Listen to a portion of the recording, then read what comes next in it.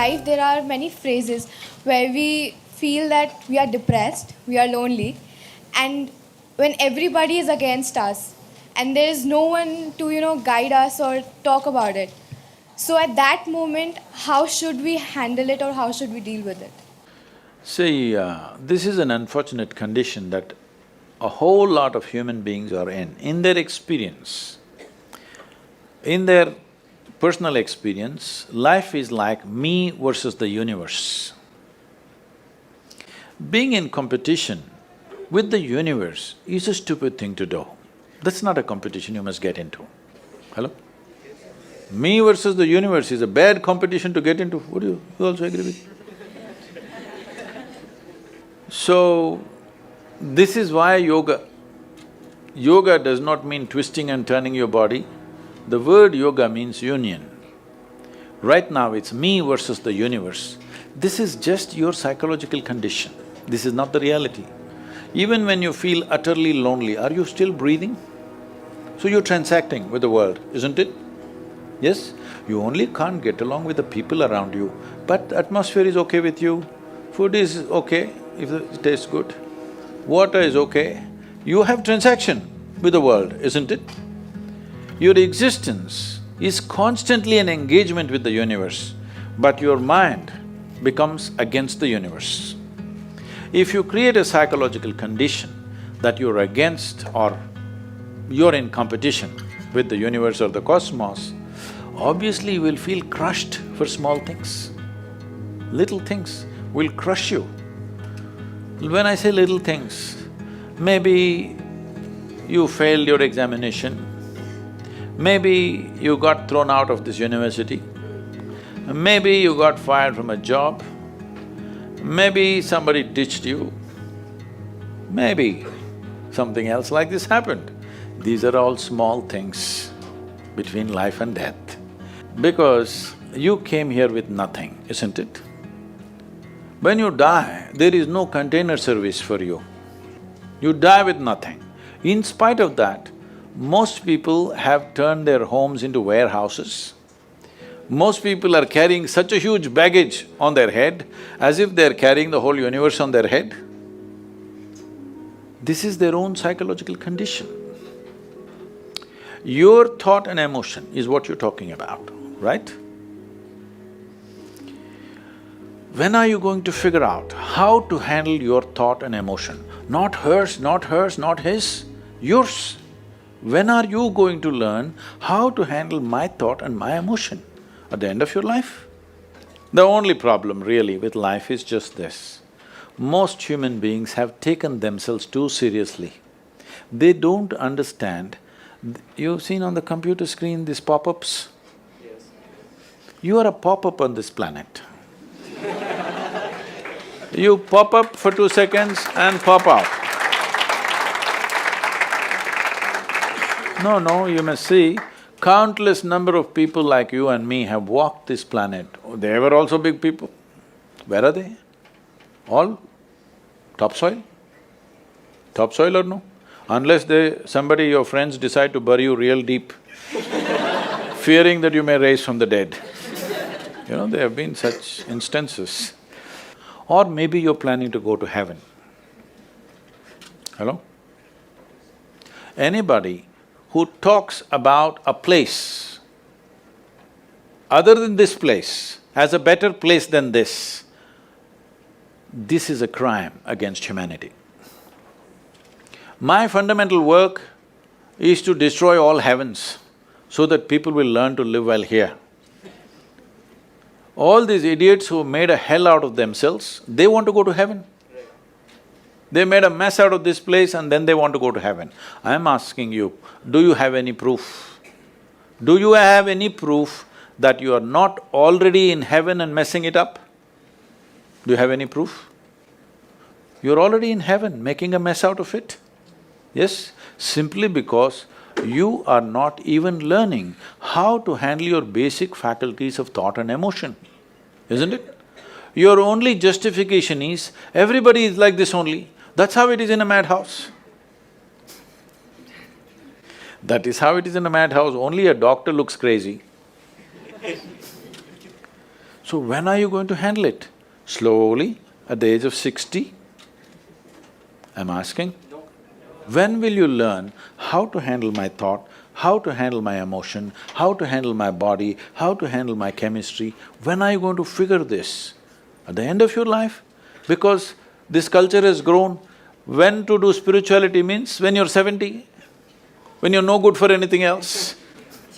No, at the earliest possible time, whatever is most profound about you, not about heavens, about this life, everything that you need to know, you must know soonest, isn't it? Only then you will live a sensible life. Okay, if I tell you a joke, you won't get offended. Because this is the most serious crowd I've ever seen in the last few years. How many of them are journalism?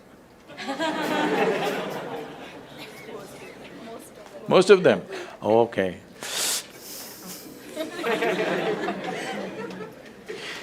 This happened. Shankaran Pillai, when he was in Paris, was married to a French woman. One day, it was their anniversary, first anniversary. So she invited a bunch of friends and she wanted to cook something really fresh, everything fresh.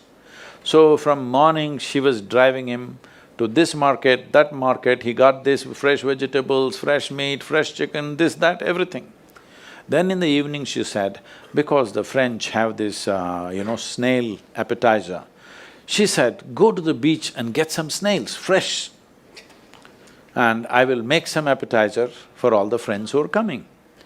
So Shankaran Pillai went to the beach and he was picking up all the snails and putting it in a bucket.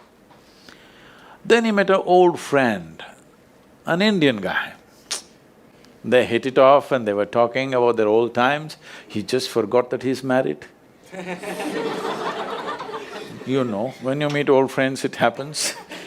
And both of them went to a bar and they had a few drinks and he just forgot. Then he realized, then the snails were just climbing out and one snail fell out of the bucket. He realized, oh my God, I'm supposed to take these snails, my wife, French wife, she's waiting. So he said, I need to go, and he went. By then it was already very late.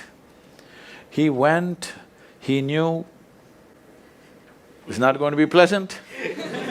So he came near the house and spilled all the snails on the ground, threw away the bucket and went and knocked on the door.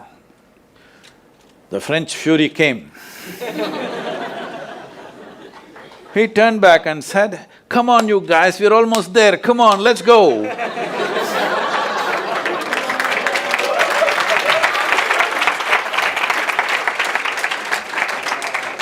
So, when are you going to pick your snails and put them in the bucket and fix them? Huh? Your problems, you must fix them, isn't it? These are not problems. I want you to understand, you are not suffering your life. You're only suffering two fantastic faculties that only… It's a privilege of being human that we have these two fantastic faculties. One is, we have a vivid sense of memory. This is because of this memory our life is so rich, unlike any other creature. And we have a fantastic sense of imagination. Now, this is what you're suffering. What happened 10 years ago, you can still suffer. Why? Are you suffering life or memory? Hello? Memory. Memory. What may happen day after tomorrow, you're already suffering. Are you suffering life or imagination? Two most fantastic faculties you have, you're suffering. So what are you asking for? You want to become once again an earthworm. An earthworm is a very eco-friendly creature, I have nothing against it. But it took millions of years of evolution to get you this size of brain, and now you're suffering it. If we take away half your brain, of course you will sit there without any anxiety, without any suffering, peacefully. What we need is, we need to remove your brain, because you're suffering your own intelligence. Yes or no? Yes. Because we gave you a very complex machine, you have not bothered to read even the user's manual. You want to just blunder around. No, young people, it's time you figure out a few things about you. If you don't know how, we will give you tools, how to figure this machine out, because in your life, many issues will come. More issues come up in your life means you're living a more active life. Nothing came up means you're not living. Yes, lots of issues every day. I have the maximum number of trouble going on in my life on a daily basis because so much of activity around the world, global level of activity only with volunteers, okay? Volunteers means nobody is qualified for the job and you can't fire them for inefficiency and they love you, what to do?